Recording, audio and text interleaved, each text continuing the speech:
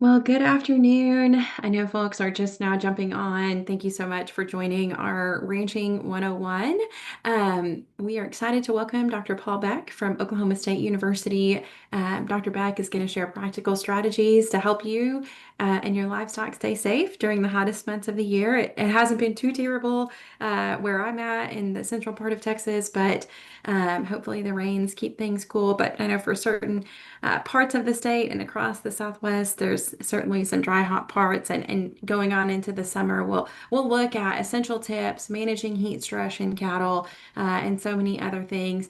Before we start, I do want to mention that this webinar is sponsored by Ag Trust. They're a great partner of ours and have sponsored the Ranching 101 webinar for several years now. And so I'm going to play a video, if I can, from Ag Trust, and then we will go ahead and start with Dr. Beck.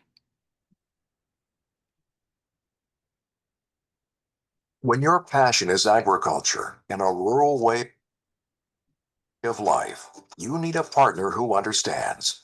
That partner is Ag Trust Farm Credit, formed from two trusted farm credit associations. Our mission is to provide personalized financing tailored for full and part-time farmers, ranchers, agribusinesses, and rural homeowners. And because we live in the communities we serve, Ag Trust Farm Credit is here to help you succeed. Well, thank you to AgCrest for all their really great support. Now we will turn over In to other Dr. news, Beck. Texas If residents you are have going any to be happy to questions, hear feel this. free It to just came drop out. those in There's the a new chat box. website.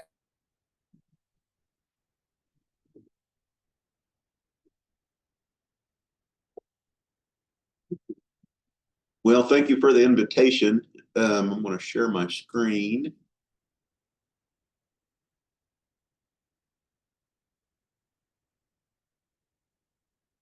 Hopefully that shows the PowerPoint presentation that I put together. So this is a topic that becomes very important. I don't think we think about it as much until this time of year. But you know, there's several issues that do come up, and it is quite important to think about this ahead of time. We often think that the biggest issues of heat stress would be, in our really hot, dry summers in the south, especially in the southern plains, where we do have a lot of heat. But whenever we, start talking to our colleagues, even in the northern plains, there's a lot of issues that come up with heat stress, even across the northern tier. And I'll talk to you a little bit about some of those issues and how why those would come up. So I'm going to start off with the most obvious statement possible. High temperatures and humidity are detrimental to livestock productivity. It's something we intuitively know. And this is from multiple different avenues. The economic losses, there's one paper that was released in 2003 where they did an economic analysis across all livestock sectors, including poultry and swine, dairy and beef cattle, and all segments of the beef cattle industry. This has reached up to $2.4 billion in 03. If we change that to today's dollars, that's $4.2 billion in today's dollars. And that doesn't count for the incredible value of the cattle whenever we have a death loss event due to heat stress. With feeder cattle currently at over $3 a pound, that cost of these any death loss becomes very huge, economically important. So, one of the things we don't think a lot about is the reproduction effects. We have of our beef cows reduced estrus activity, and also reduced breeding activity of the bull, reduced semen quality. As we get into hotter temperatures and heat stress, the semen quality decreases, so services per conception probably will decline. It also results in early embryonic death whenever we get into really high temperatures. That gets us into some calving season considerations, especially as we get into the Southern Plains, Oklahoma, Texas, and going into the Southeast. There's a lot of talk about the economic advantages of calving closer to the equinox in the spring, when you would have the highest nutrient requirements of your cow herd, corresponding to the flush of new growth in the spring and the highest quality of our pastures. And all that is really good whenever we start talking about supplementing or not requiring high quality hay. We can use lower quality hay for cows, or dormant, low quality dormant summer grass. Really low supplementation requirements for these cows with low nutrient requirements, but that puts us in to breeding in late June and early July to fit that breeding season. And that gets us into breeding cows at the hottest time of year, when they would be most impacted by heat stress. So there's a lot of different moving parts that come into this, and heat stress can be very important. Performance of growing animals, as well as pre-weaning and post-weaning. Heat stress leads to decreased feed intake, increased energy expenditure to shed heat load, and a lot of other metabolic changes that are very impactful on performance, that increases that nutrient requirements for gain. Also, as we get into heat stress events, we will have weakened immune response, so the cattle won't respond to vaccines or disease challenges.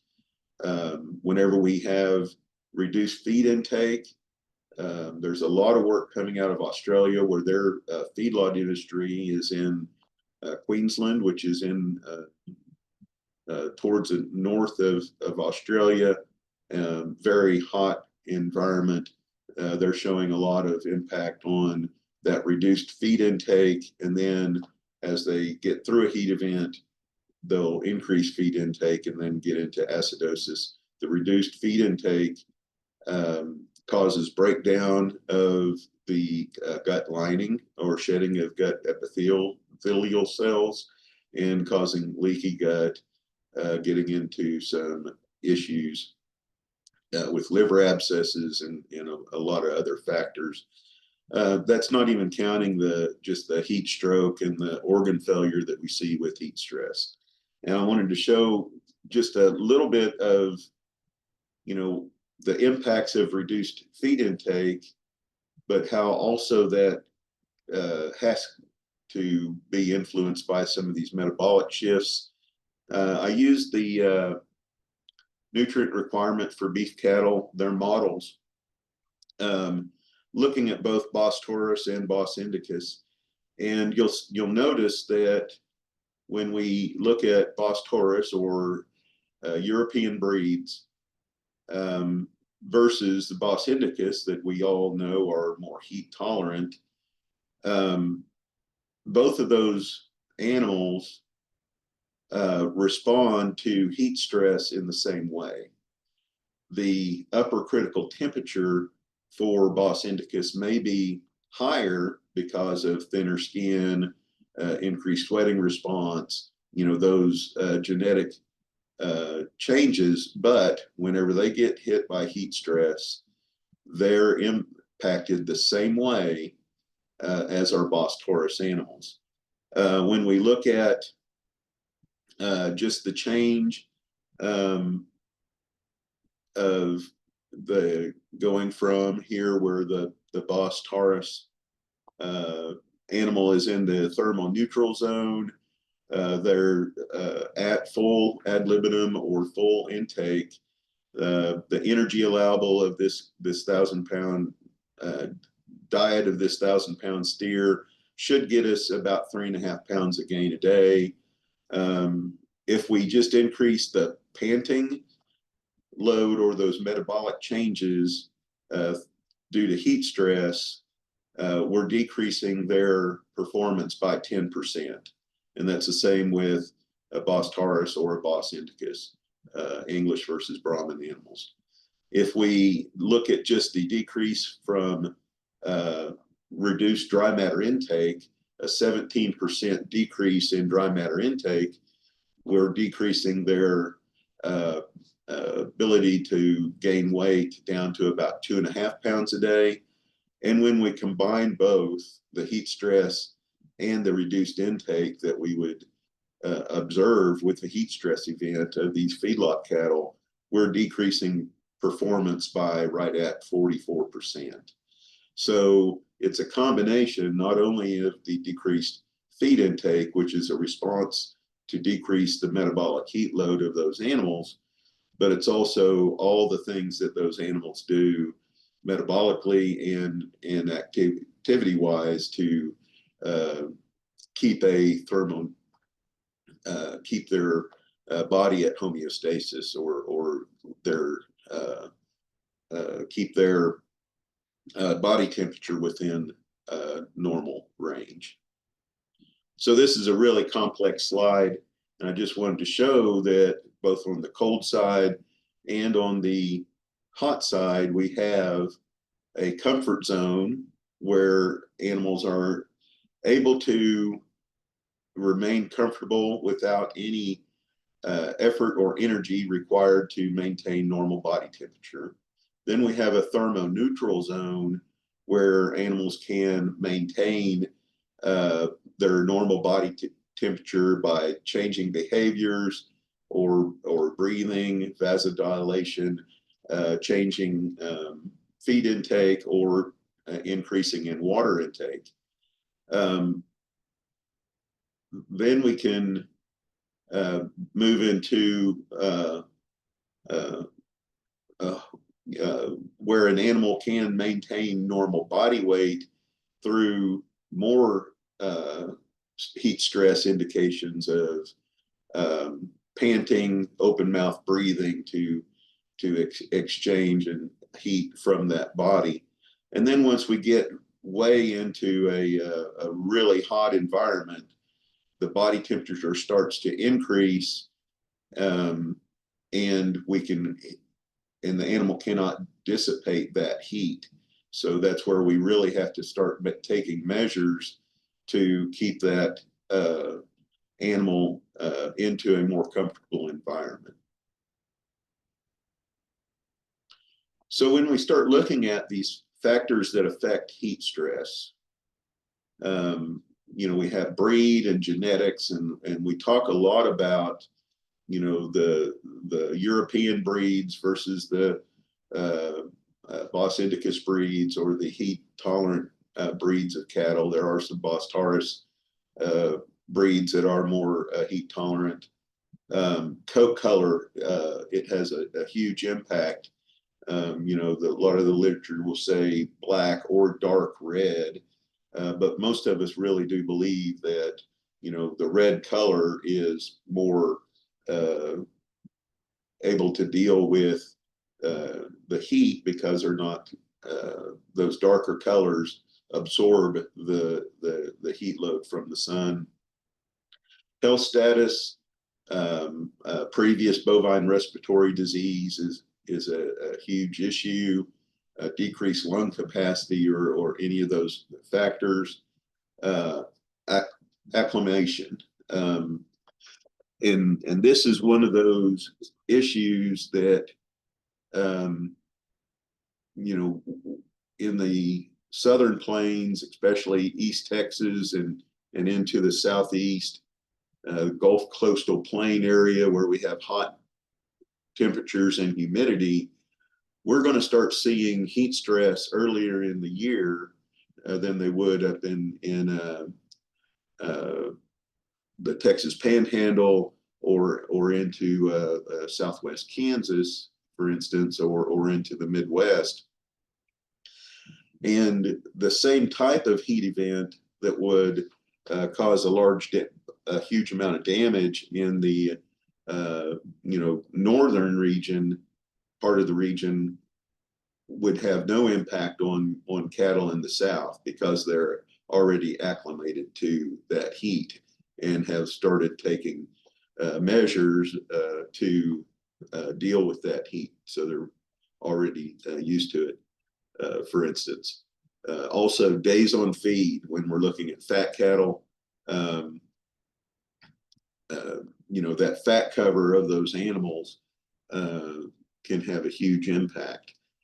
Disposition, highly excitable, high-strung cattle are more impacted by heat stress than a calmer disposition cattle. So those environmental factors, you know, we have temperature, we have humidity. A lot of our heat stress indicators use the THI, the temperature humidity index. Some of the newer ones developed by some researchers from the United States and Australia have also incorporated wind, which can decrease the heat load, as well as sunlight. Direct sunlight increases the heat load. So at a similar THI, the influence of wind and sunlight intensity can also have large amounts of impact. Other environmental things, and these are things that we can do to make a difference, is have shade available, have ample drinking water, especially not hot drinking water, colder than 80-degree drinking water. Manure management and mud can also have large impacts on that microclimate. When we have real muddy conditions, you know, that increases the humidity of an area in a microclimate, as well as mud as well.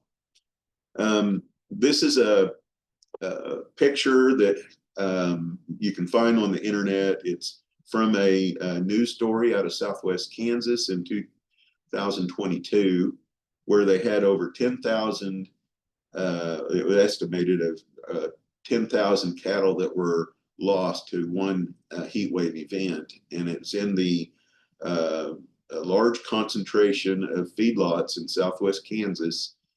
I have a friend that's a consulting nutritionist in that area that was dealing with some of the feedlots that were impacted by this, and it was very localized, where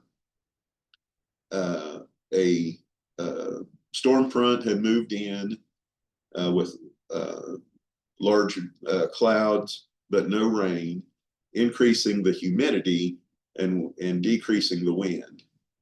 And so with this hotter temperatures from this front moving in, no wind movement and increase in humidity, when these cattle were not used to those factors, caused a huge amount of death loss in these feedlots. And if you look at the YouTube video of this story, where they're driving and looking at the rows and rows of cattle that had died from this, nearly all of them, or all of them you can see in the video, were black-hided, very close to being finished, so long days on feed, and they're just not able to expel or reduce that heat load that they have gotten.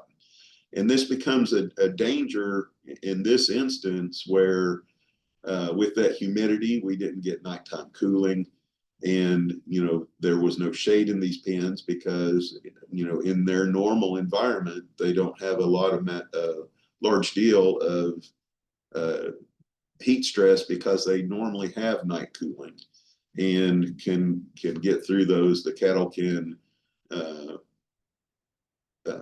lose their heat load at night, and then it slowly builds up during the next day. That was not the case that happened in this situation. So, and these were cattle that they weren't even, they weren't active, they weren't having to walk, they were just in feedlot pens. So, there's other things with growing, smaller cattle or with grazing cattle, outside areas that we need to be cognizant of. But, one of those in scheduling our activities or knowing when to deal with heat stress is knowing, or being able to know when before it occurs, and having time to get these managements in place. One of the more common ones that we use is the heat index. The temperature humidity index is what I mentioned. It indicates a heat load accumulation over time and lack of night cooling. So throughout the day, different forecasting tools will indicate, what your highest THI will be, but also what that would be at night. So if you're looking at 72 straight hours of a heat index of greater than or equal to 75, which would be in the alert category for the most part, but there's no relief from that. So we're not even getting into the danger or to the emergency, but we're having multiple days where those cattle are just building heat load over time. If we have a heat index of over a 48 period of greater than 75 at night and over 79 during the day, and this is very common when we get into southeastern Oklahoma, northeastern Texas, into the southeast where we have humidity and it just doesn't cool off at night.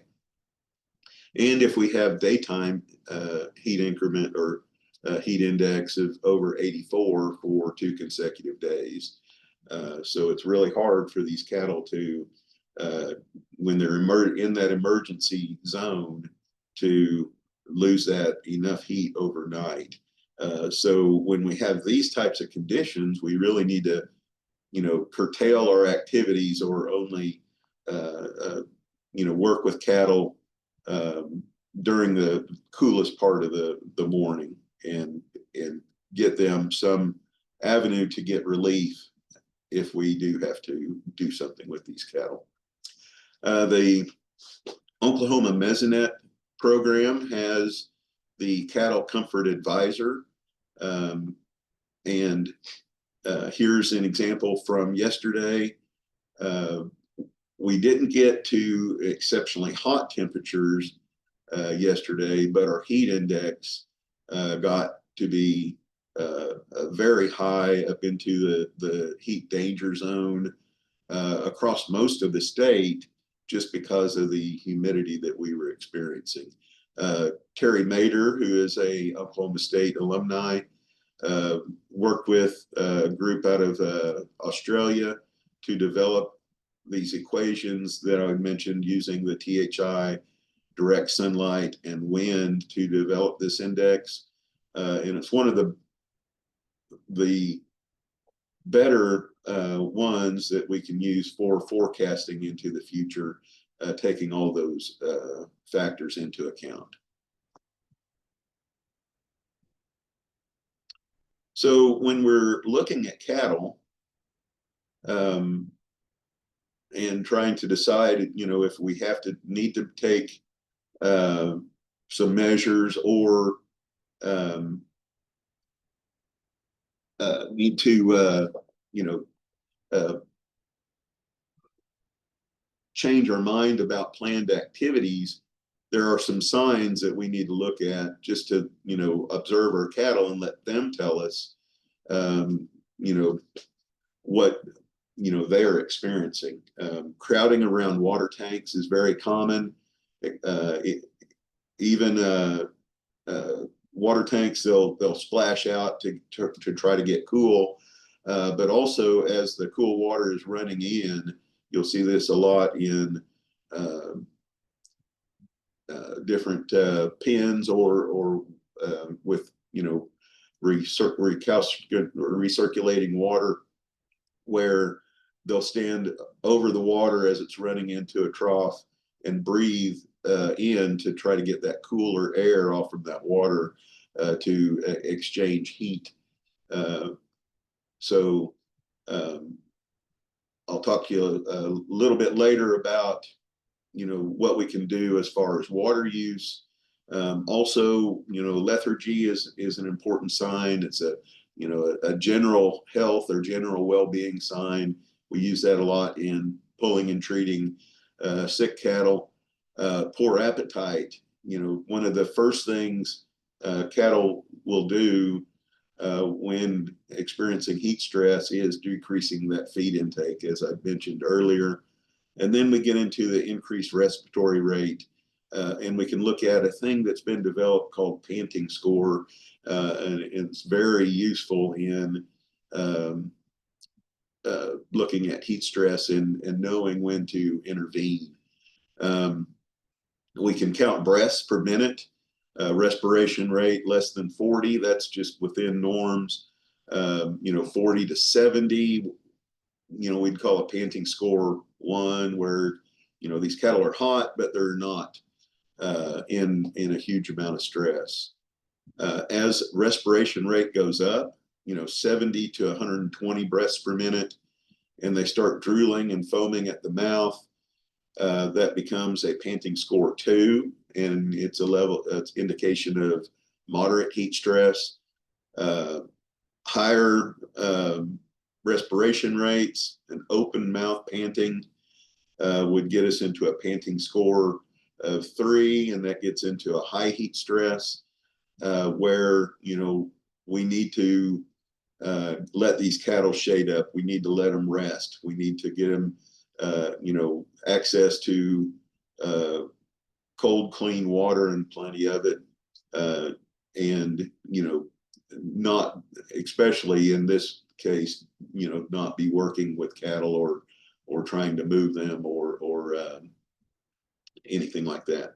Then when we get into severe heat stress, a very rapid respiration rate, panting score of 4, with the tongue extended, the neck extended, and then excessive drooling becomes a 4. And if it gets worse than that, respiration rate may actually decrease, but there's a lot of flexing of the flanks when these cattle are breathing.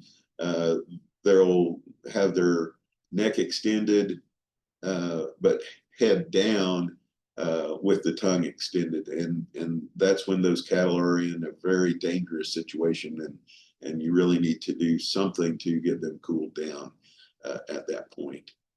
Another resource, this is from the USDA Northern Plains area, the USDA ARS MARC station has some nice resources on recognizing heat stress. The calf on the left, the red baldy there, he's normal. He's laying down, he's not breathing hard, he's not foaming. There's no sign of heat stress with this animal. A lot of times, whenever we have night cooling and dry pen services, cattle will be able to lose that heat load into the ground, but whenever it's hot and the ground is hot, they won't be lying down, they'll be standing up. We get into stage 1, they're standing more, they're restless, they're not comfortable, and we start seeing that elevated breathing rate. And these stages from this USDA resource don't necessarily really reflect the same as that panting score. So we've got 2 different metrics here, but stage 3 and stage 4 have the starting of excessive drooling, elevated breathing rate. Stage 4, on that would be open mouth breathing. And then animals will start grouping together to get comfort. And then when we get into 5 and 6, those would correspond to those panting score 3 and 4 that I mentioned earlier. Elevated breathing with pushing from the flanks, open mouth breathing. All the animals are standing in the pen and they're very restless. And a lot of times you'll see in feedlot situations, dry lot situations, a big dust cloud around that where cattle are just moving to try to find comfort. And then the stage 6 is that, animal with his head extended down, open mouth breathing, his tongue pushed out. And this is a very dangerous sign for heat stress. So, what can we do about heat stress? One of the best ways to handle heat stress is by providing shade. Some of the best shade is, as we know, from a shade tree. If we have shade trees available, and especially in areas where it's not blocked by the wind, a shade tree on a hill, you'll see cattle going to that as a preferred spot. The shade tree is not a uniform cover, so it allows heat to dissipate up through it. It's a great resource to have. If you don't have that, a shade cloth, and this is an example of a 70% shade cloth. It's an open netting in a feedlot situation, but that open netting provides shade on the area, but it also allows heat to dissipate up through it. When you have a solid shade structure, especially if it's very low to the ground, less than 10 feet up, it does several different things that are counterproductive. It will decrease the amount of sunlight that reaches the soil, so we have buildup of mud and manure and urine. Cattle will stay under there, but their heat does not go up through that solid structure. So it's keeping the heat back down into the animal, so they're not really gaining in comfort. So you want elevated. It needs to be tall enough to get wind through there to provide comfort and the heat to escape. That's why one of the advantages of this open shade cloth. This is the body temperature. This is some research out of Australia where they use shade in a feedlot situation, and the non-shaded cattle are here on top with the higher body temperatures during this day, 25-day period of heat stress from day 70 to day 90 on feed, where when these cattle are able to access shade, that decrease their core body temperature. From 5 or 6 different research trials looking at shade, increased final body weight through cattle fed through the summer, 2 to 5%. Increased average daily gain by 6 to 13%, and decreased water intake by 7%. So that decreased water intake indicates that cattle are more comfortable and they're not seeking that increased water intake. You know, a properly designed shade shed for calves, we need to have 15 to 20 square foot per head.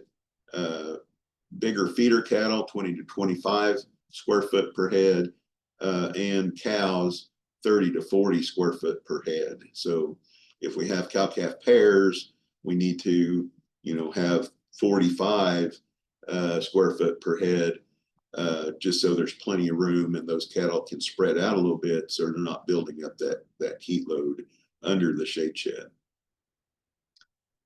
Water in feedlot situations, our normal space requirement is, depending on who you ask, an inch to an inch and a half per head in feedlot pens. That increases during heat stress events to 2.5 to 3 inches per head during heat stress events. Access to water, because cattle will come up to that water. A lot of feedlots are now have portable tanks that they'll bring in for heat stress events.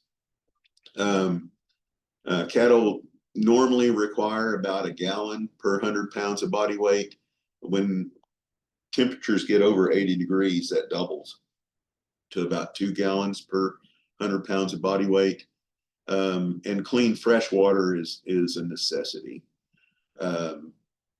And also it needs to be cooler than about 80 degrees, just so that we have that core body temperature relief.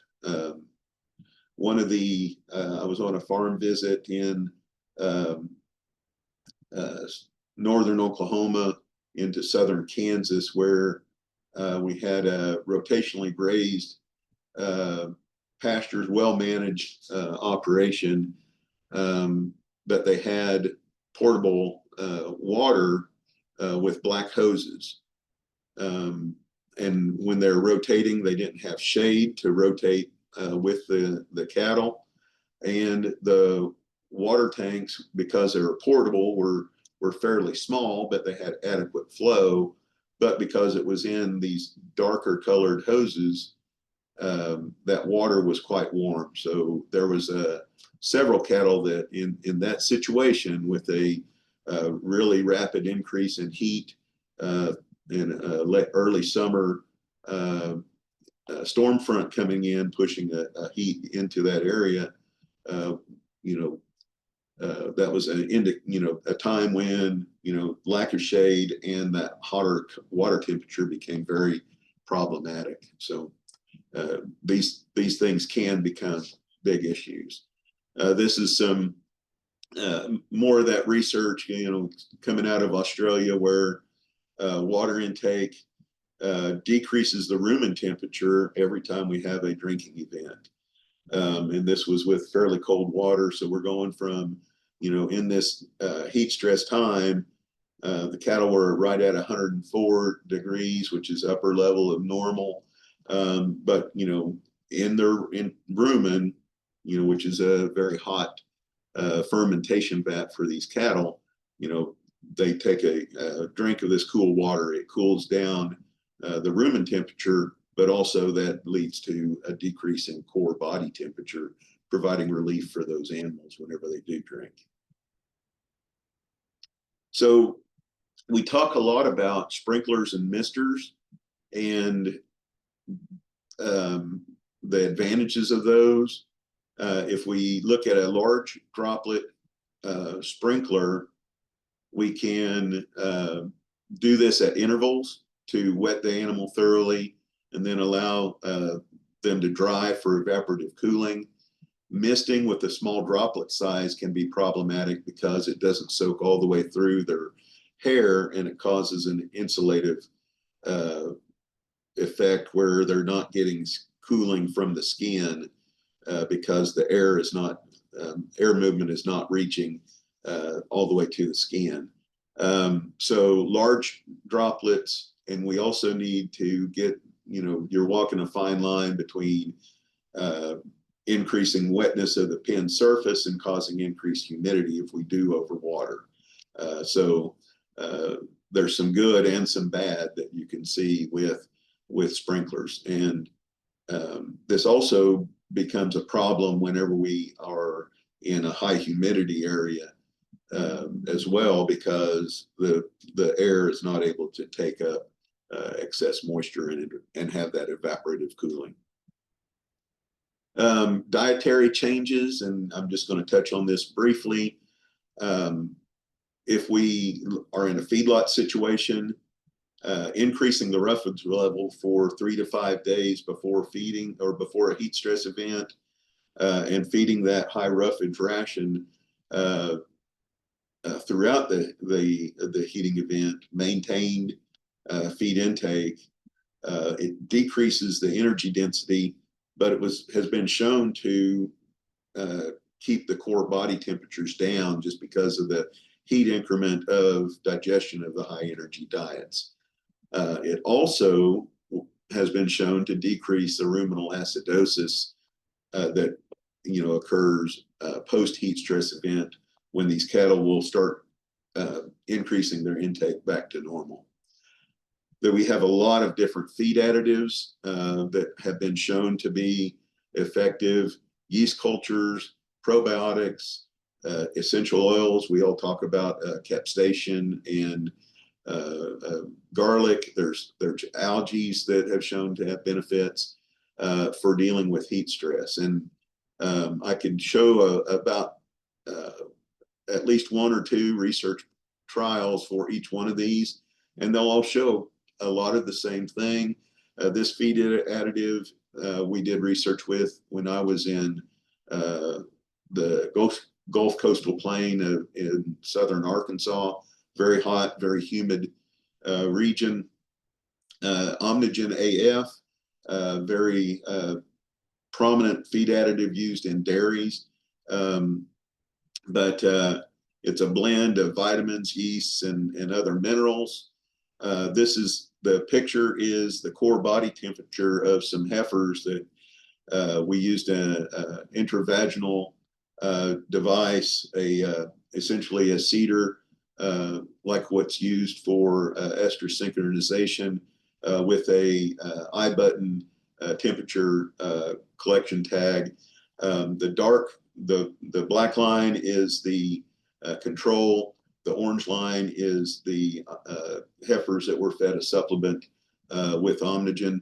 And notice we had a reduction in core body temperature throughout the day over this 2-week period. We measured it during heat stress, and especially at the very peak heat stress time, 4 o'clock, 2 o'clock to 6 o'clock in the evening, when their heat load is at their highest, we saw a significant decrease in heat load.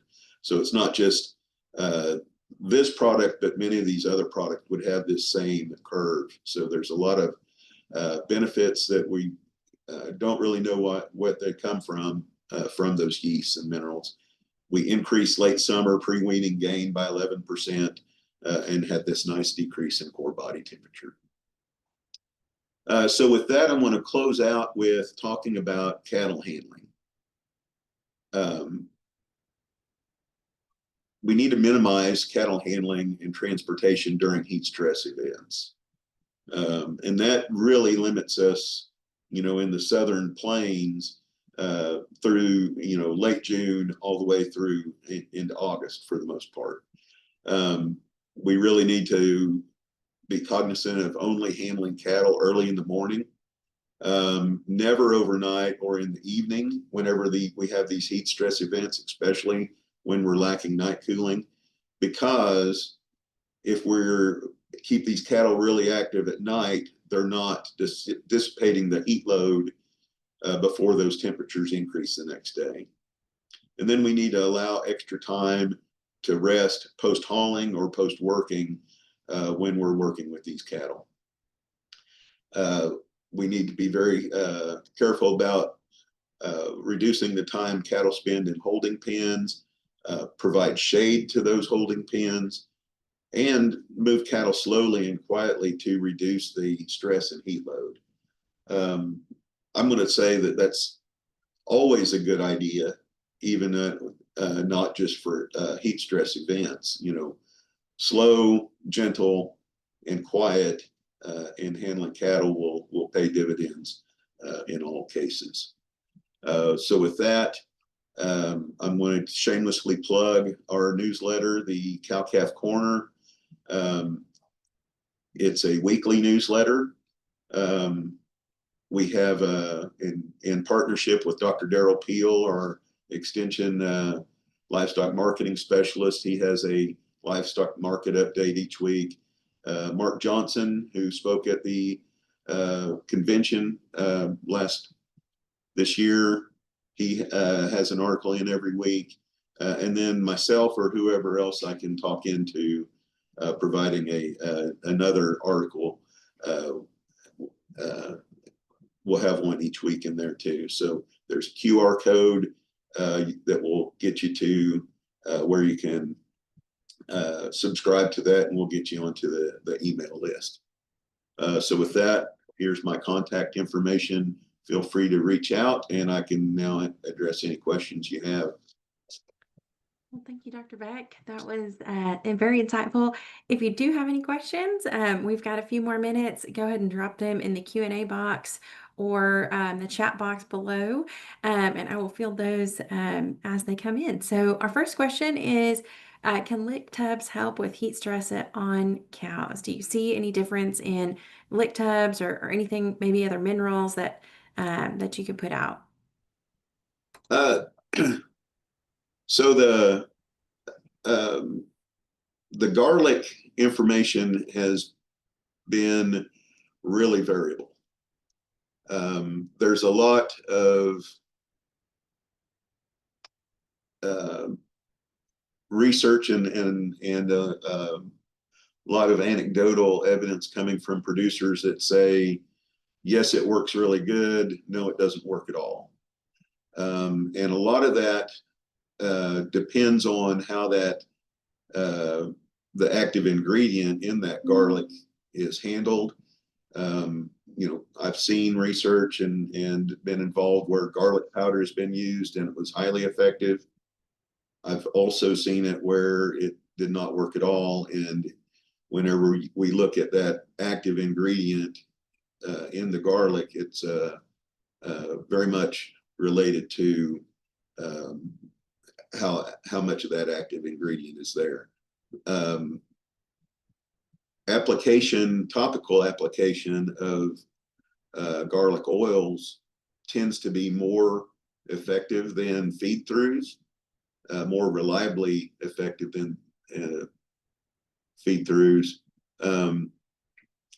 But the time that those last will only be 2 or 3 days. So repeated applications is important. So if you have a good supplier of a garlic product, then that maintains the integrity of that product, then they can be very effective in a lot of our corn fly control. Great. Well, we're getting a lot of requests for your QR code for your newsletter. If you could reshare that screen, I think there's a lot of requests for that. And then we got another question is, will this recording be shared? And yes, it will be for everybody who watched live, but then also anybody who registered but was unable to attend. This recording will be coming out in the next day or two to your email. So you can check that recording again. Last call for questions. If anybody's got any questions, here's the QR code for the newsletter, and then also all of their information there at Oklahoma State University Extension. Okay, great. Well, Dr. Beck, thank you so much for your time. If you do have any other questions and you think of them, let us know, and you can shoot us an email at education@tscra.org, and we can connect you with Dr. Beck, or here's their contact information here. Thank you very much. Okay, Thanks for your time. Appreciate it. Bye-bye.